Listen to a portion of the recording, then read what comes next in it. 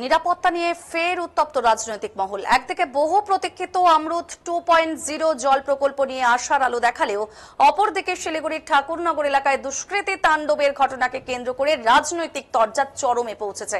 শনিবার এক সাংবাদিক বৈঠকে শিলিগুড়ির বিজেপি বিধায়ক শঙ্কর ঘোষ সরাসরি অভিযোগ তুলেছেন, ঠাকুরনগরের দুষ্কৃতীদের সঙ্গে শিলিগুড়ির মেয়র গৌতম দেবের ঘনিষ্ঠ যোগাযোগ রয়েছে। তিনি রীতিমতো বেশ কয়েকজন ধৃত দুষ্কৃতীর সঙ্গে মেয়রের ছবি তুলে ধরে অভিযোগ করেছেন। দেখুন সেই ছবি।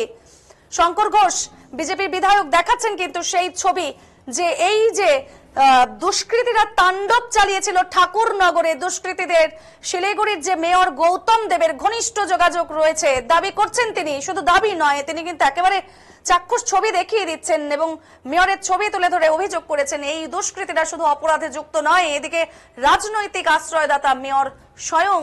তবে এই অভিযোগ সম্পূর্ণ ভিত্তিহীন কিন্তু ও রাজনৈতিক উদ্দেশ্য প্রণোদিত বলেই ভাবেই দাবি করেছেন মেয়র গৌতম দেব। তবে দেখুন আগে কি জানিয়েছেন এবং কি ছবি দেখাচ্ছেন, কি বলেছেন বিধায়ক শঙ্কর ঘোষ।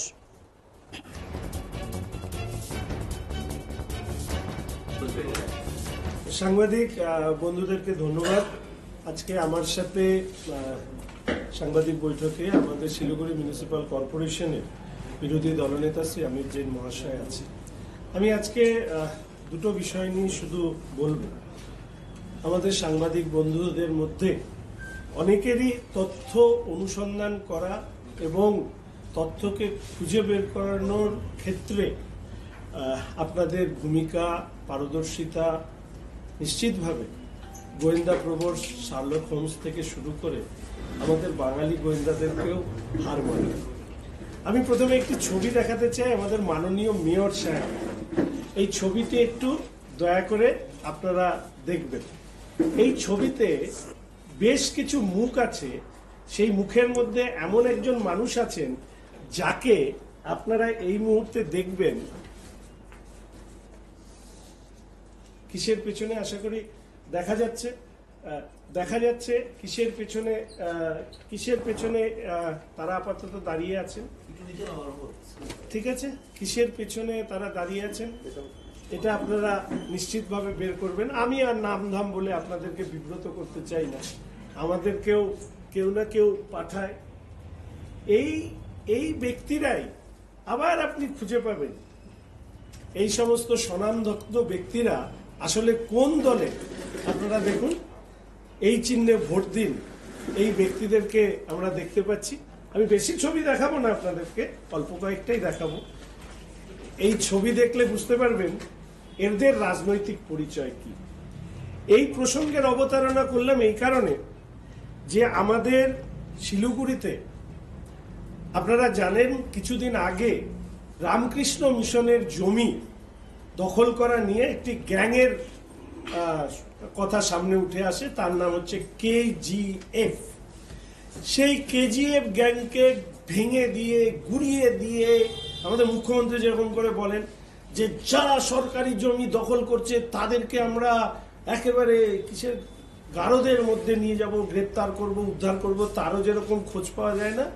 এই KGF গ্যাংকে ধ্বংস করে দেবার যিনি মূল দায়িত্ব নিয়েছিলেন, তার সাথে যাদের ছবি আছে তারাও এই মুহূর্তে কিসের পেছনে আপনারা দেখতে পাচ্ছেন। আমি স্মরণ করালাম এই কারণে, মাননীয় মেয়র সাহেব KGF গ্যাং ধ্বংস করবার নাম করে একজন গরিব ডেকোরেটরের মিস্ত্রিকে ধরে নিয়ে এসে গ্রেপ্তার করে তিনি তার ইতিহাস টেনেছেন।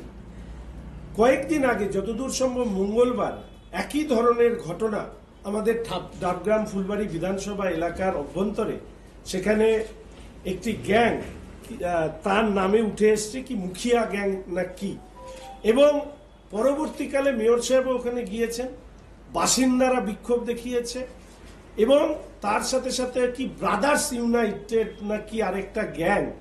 এই যে বিভিন্ন গ্যাং, আসলে এরা তৃণমূলী গ্যাং।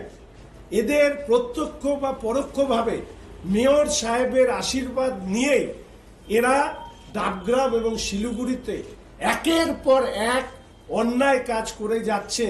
আজকে তার কিছু ছবি ওই অঞ্চলের মানুষ আমাকে তুলে পাঠিয়ে দিয়েছে, এরা আসলে কারা। ফলে মেয়র সাহেব দয়া করে মানুষকে বিভ্রান্ত করবেন না, বরঞ্চ আপনাকে এই প্রশ্নের উত্তর দিতে হবে যে এই গ্যাংয়ের সদস্যরা আপনার সাথে ছবিতে কি করে আসছে। দ্বিতীয়ত হচ্ছে এই গ্যাংয়ের সদস্যরা তৃণমূল কংগ্রেসের রাজনৈতিক কর্মী হিসাবে তারা আমাদের এই এলাকায় রাজনীতি করেন, নির্বাচনী কাজ পরিচালনা করেন। তাহলে 2026 সালে কি এই ধরনের গ্যাংকে দিয়ে, আমরা যেটা বারবার করে বলেছি যে এই গ্যাং দ্বারা পশ্চিমবঙ্গের নির্বাচন পরিচালিত হয়, সেটা সামনে এসছে। আরেকটি বিষয় আমি পরিষ্কার উল্লেখ করতে চাই যে পুলিশ এবং তৃণমূল কংগ্রেসের ক্ষমতাসীন দলের একজন নেতা, এই দুজন, একজন প্রাক্তন আইসি এবং এই নেতা, এদের যোগসাজশের কারণেই এই ধরনের বিষয় উঠে এসছে বলে অনেকে অভিযোগ করেছেন। বিষয়টি তদন্ত সাপেক্ষ। ফলে আমি এইটুকু আশা করি যে পুলিশ কমিশনার সাহেব তিনি নিশ্চিতভাবে এই যে গ্যাং এবং গ্যাংয়ের যে বারবারন্ত, তার সাথে তৃণমূল কংগ্রেসের যে রাজনৈতিক যোগাযোগ, তা যখন প্রতিষ্ঠিত হলো বা প্রতিষ্ঠিত হয়েছে, সেই জায়গায় দাঁড়িয়ে আশা রাখি বর্তমান পুলিশ কমিশনার সাহেব, আমরা এই শিলিগুড়িতে এর আগে জয়রামন সাহেবকে দেখেছি, এই শিলিগুড়িতে আমরা নজরুল ইসলাম সাহেবকে দেখেছি, আশা রাখি বর্তমান পুলিশ কমিশনার সাহেব সমস্ত রাজনৈতিক বাধাকে অতিক্রম করে তারা এই কেজিএফ গ্যাং কি ব্রাদার্স ইউনাইটেড না কি মুখিয়া গ্যাং, এই যত রাজ্যের গ্যাং যারা এই শিলিগুড়ি শহরে এক্সটর্শন, জমির সেটেলমেন্ট করা, ভাড়াটিয়া উচ্ছেদ করা, শুনলাম নাকি বার এবং পাবের মালিকরা যখন গন্ডগোল লাগে তখন এদেরকে ডাকেন, পুলিশকে ডাকেন না সেটেলমেন্ট করানোর জন্য। এই হচ্ছে শিলিগুড়ি শহরের বর্তমান আইন শৃঙ্খলা। শিলিগুড়ি শহরের প্রথম নাগরিক তিনি কি করছেন মানুষের সামনে আশা করি তিনি তুলে ধরবেন, এই বিশ্বাস আমি রাখি।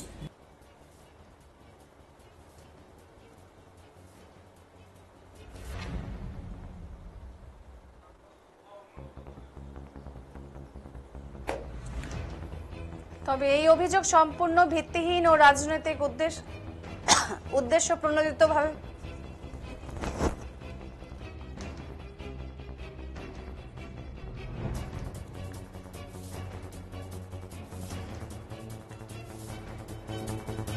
তবে কিন্তু এই অভিযোগ একেবারে ভিত্তিহীন ও রাজনৈতিক উদ্দেশ্য প্রণোদিত বলেই দাবি করেছেন মেয়র গৌতম দেব। তার বক্তব্য একটি ছবি দিয়ে দোষারোপ করা মানে একেবারেই রাজনৈতিক স্টান্ট। প্রশাসন আইনের পথে চলছে, যারা দোষী তাদের বিরুদ্ধে কঠোর ব্যবস্থা নেওয়া হবে।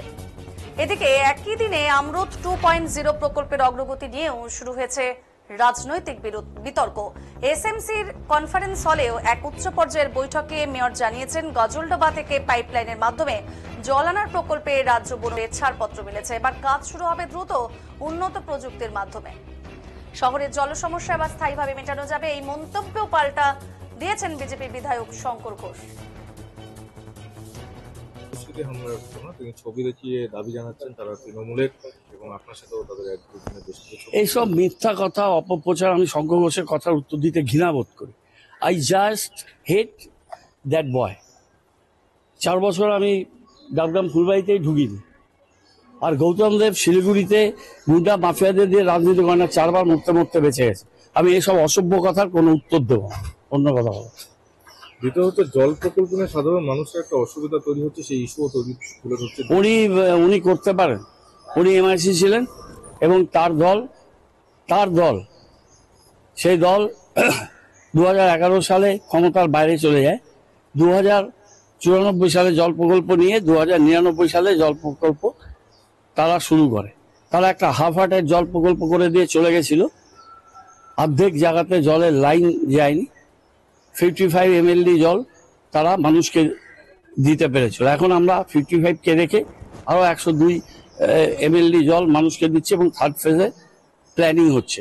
একটা বড় প্রকল্প করতে আমার কাছে কোনো ম্যাজিক লাইট নেই ম্যান্ডেকের যে আমি কালকে সকালবেলায় 102 MLD জল দিতে পারবো, কিন্তু তার ব্যাপক প্রক্রিয়া চলছে। আজকে এতগুলো অফিসার এসছেন, প্রজেক্ট ডাইরেক্টর এসছেন, চিফ ইঞ্জিনিয়ার এসছেন, অ্যাডিশনাল চিফ ইঞ্জিনিয়ার এসছেন, তারা পুরো পর্যালোচনা করলেন এবং আমাদের কাজ যে প্রায় 9 একর জমি আমরা ইন্টার ডিপার্টমেন্টাল ট্রান্সফার করে প্রায় 10 কিলোমিটার পাইপ লাইনের সেই কাগজটাও আমি কলকাতায় গিয়ে কালকে পরশুদিন নিয়ে এসেছি।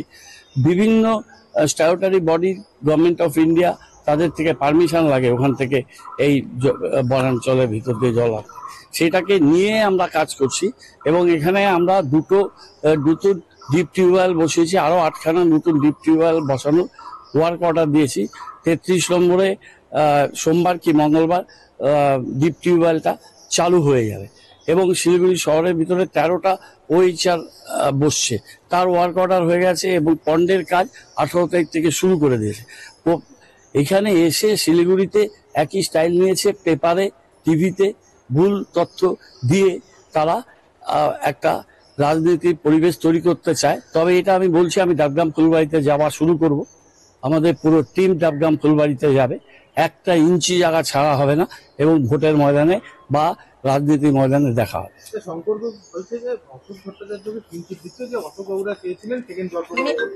আরে ভাই, অশোক বাবু আর শঙ্কর তো সাথে রাজনীতির দল করেছে, তো তারা প্রকল্পটা নিতে পারেনি, তার দায়িত্ব গৌতম দেবের নাকি? আমি তখন পুরসভায় ছিলাম না, আমি PHE মিনিস্টার ছিলাম না, UDM এর মিনিস্টার ছিলাম। আমি ছিলাম ট্যুরিজম আর নর্থ ডেভেলপমেন্ট। শিলিগুড়ি শহরে 700 কোটি টাকার কাজ আমি না করলে শিলিগুড়ি শহর আর ফ্রিঞ্জ এরিয়ায় রাস্তা দিয়ে মানুষ হাঁটতে পারত না। এতগুলো কলেজ না করলে সেই কলেজের ছাত্ররা পড়তে পারতো না। এতগুলো স্কুল ডেভেলপমেন্ট না করলে সেটা করতে পারতো না। আমি কিন্তু শ্বেতপত্র প্রকাশ করে তখন দেখিয়ে দিয়েছি, ওরা একটা জায়গাতে সেই শ্বেতপত্র বিরোধিতা করতে পারেনি। প্রত্যেকটা সেক্টর ধরে ধরে 5 বছরে উত্তরবঙ্গ উন্নয়নের কাজ হয়েছে। ম্যাস্টিক রোডকে ওরা বলেছিল কসমেটিক ডেভেলপমেন্ট, এখন ওই ম্যাস্টিক রোডগুলো 10 বছর, 12 বছর, 14 বছর ধরে স্থায়িত্ব দিচ্ছে। এতগুলো অল্টারনেটিভ ব্রিজ করেছি, এই 1 আর 47-এর ব্রিজটা করেছি, সমরনগরে একটা ব্রিজ করেছি, 34 নম্বরে একটা ব্রিজ করেছি, এখন আবার ব্রিজ স্যাংশন হয়েছে ঘুঘুমারি আর 22 আর 36। ফুলেশ্বরী জোড়াপানি নদী পুনরুজ্জীবনের জন্য প্রকল্প নিয়েছি, শিলিগুড়ি জলপাইগুড়ি অল্টারনেটিভ রোড করেছি, এখানে মমতা ব্যানার্জির সাপোর্ট নিয়ে ব্রাঞ্চ সেক্রেটারিয়েট তৈরি করেছি, বেঙ্গল সাফারি করেছি। আমি এইসব অর্বাচীনদের কথার কোনো উত্তর দেবো না। লাটাগুড়ি কংক্রিটের জঙ্গলে পরিণত হচ্ছে, ঠিক সেরকমই ডাবগ্রাম ফুলবাড়ির পাশে বৈকুণ্ঠপুর ফরেস্টে কৃষি জমিতে এবং ফরেস্টের আমি এগুলো দেখবো। 4 বছর গ্যাপ ছিল, অধিকার পল্লীর সামনে যে বড় বাড়িটা হয়েছে, একটা রিসর্ট হচ্ছে, সেগুলোও দেখবো কি ফরেস্ট অ্যাক্টের মধ্যে তাদের পারমিসেবল কিছু আছে কিনা। আর অধিকার পল্লীতে যে 34টা ফ্যামিলিকে নিয়ে গেছিলাম, তার উপরে যে রেলের জমিতে আর বেআইনি ভাবে যে প্রসাদটা হয়েছে কার আমি জানি না, কিন্তু সেটার বিরুদ্ধে ব্যবস্থা নেওয়ার জন্য আমি প্রশাসনের সর্বোচ্চ স্তরে আমি দরবার করি। মেয়রের এই মন্তব্যেরও পাল্টা দিয়েছেন বিজেপি বিধায়ক শঙ্কর ঘোষ। তার দাবি, এই প্রকল্পের সূচনাকারী ছিলেন প্রাক্তন মেয়র অশোক ভট্টাচার্য। সেই সময় গৌতম দেব নিজেই এই প্রকল্পে আপত্তি জানিয়েছিলেন, আর এখন তিনি নিজেকেই মুখ করে সাধারণ মানুষকে বিভ্রান্ত করছেন।